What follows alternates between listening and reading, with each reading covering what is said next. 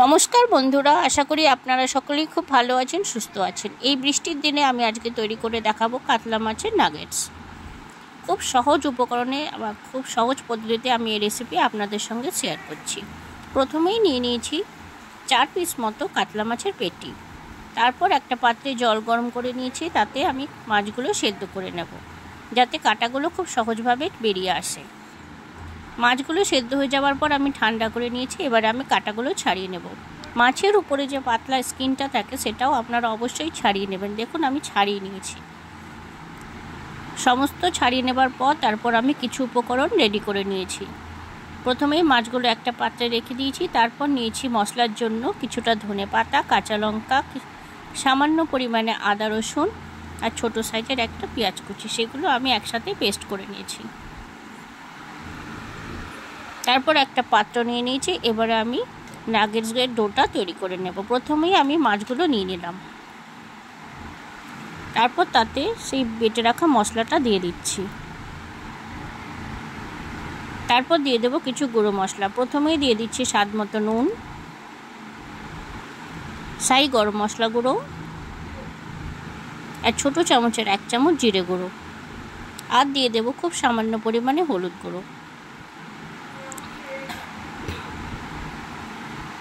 আপনারা বাড়িতে অনেকেই চিকেন নাগেটস কিনেও খেয়েছেন বা ঘরেও তৈরি করেছেন। এইভাবে একবার মাছ দিয়ে নাগেটস তৈরি করে দেখবেন, একদমই বোঝা যায় না এবং খুবই সুন্দর হবে। আপনাদের ছেলেমেয়েরা বারবার এই রেসিপিটা আপনাদের কাছে আবদার করবে। তারপর সমস্ত মাছের মিশ্রণটা ভালো করে মাখিয়ে নিয়ে বাইন্ডিংয়ের জন্য দিয়ে দেবো কিছু উপকরণ। দিয়ে দিচ্ছি প্রথমেই 2 চামচ বেসন আর 2 চামচ কর্নফ্লাওয়ার। প্রথমে খুব বেশি আমি দিয়ে দেব না, প্রথমে 2 চামচ করে দিয়ে ভালো করে একবার মাখিয়ে নেব। যদি প্রয়োজন হয় তাহলে আমি আরও একটু মিশ্রণগুলো বাড়িয়ে দেব। ভালো করে মাখিয়ে নিয়ে 10 মিনিট রেস্টে রেখে দেব।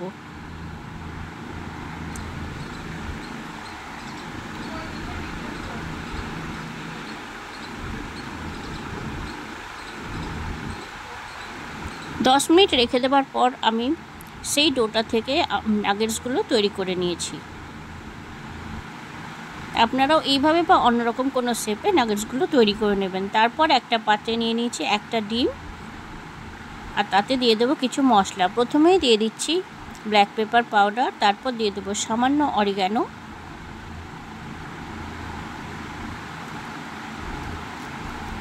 আর দিয়ে দিচ্ছি চিলি ফ্লেক্স, তারপর দিয়ে দিচ্ছি সামান্য পরিমাণে নুন আর কর্নফ্লাওয়ার। দিয়ে খুব ভালোভাবে মিশ্রণটা ফেটিয়ে নিয়ে, খুব বেশি পাতলাও নয় আবার খুব বেশি ঘন নয়, এইভাবে আমি তৈরি করে নেব।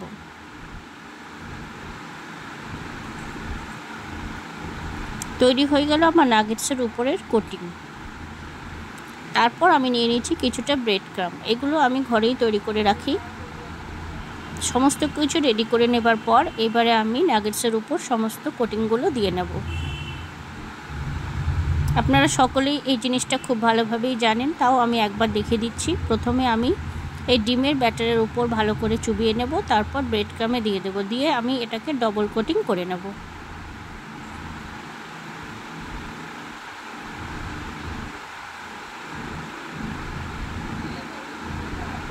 একবার কোটিং করে নেবার পর আরও একবার এতে আবার চুবিয়ে নিয়ে ভালো করে ব্যাটারটা লাগিয়ে আরও একবার ব্রেড ক্রাম্বের মধ্যে দিয়ে খুব সুন্দরভাবে শেপটা দিয়ে নেব, যাতে ভাজবার সময় কোনো রকম সমস্যা না হয় আর ফেটেও না যায়।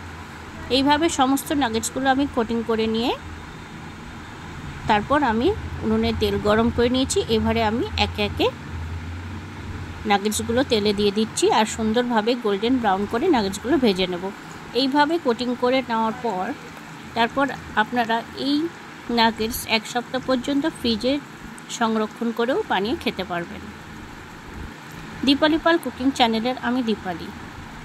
আপনাদের এই নতুনত্ব আর অসাধারণ স্বাদের এই রেসিপিটা যদি পছন্দ হয়ে থাকে তাহলে অবশ্যই রেসিপিটাকে স্কিপ না করে পুরোপুরি দেখবেন, আর ভালো লাগলে অবশ্যই লাইক, শেয়ার ও সাবস্ক্রাইব করবেন, আর খুব ভালো লাগলে অবশ্যই শেয়ার করবেন, আর অবশ্যই আমাকে কমেন্টে জানাবেন। আর ঘরে একবার এই বৃষ্টির দিনে অবশ্যই তৈরি করবেন।